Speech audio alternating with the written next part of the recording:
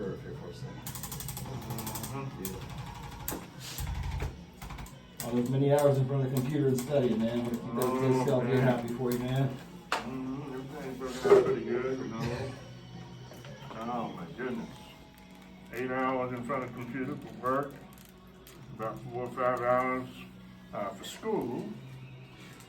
Then, you know, just leisure and, you know, browsing here and there about maybe an hour or two. So it's a lot of hours in front of the computer. Yeah, man. It's important to keep that alignment there, keep those little bones moving, man. Keep the pressure off the nerves, man. You got it. It's not including ministry as well, you know, so I utilize the particular ministry, work through Right. Yeah, so a lot of hours. Busy as you are, you know how important your health is, man. Health is wealth, my friends, so you got it.